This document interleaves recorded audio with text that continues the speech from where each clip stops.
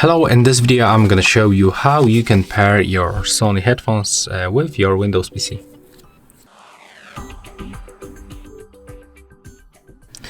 So first of all, you have to find this power button, this one, and you have to click and hold it and wait until this indicator starts blinking quickly.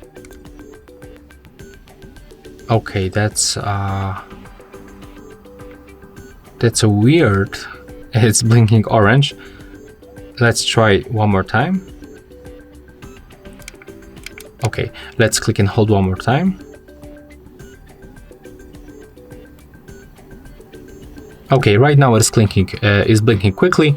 So next we have to open this Bluetooth settings on our PC.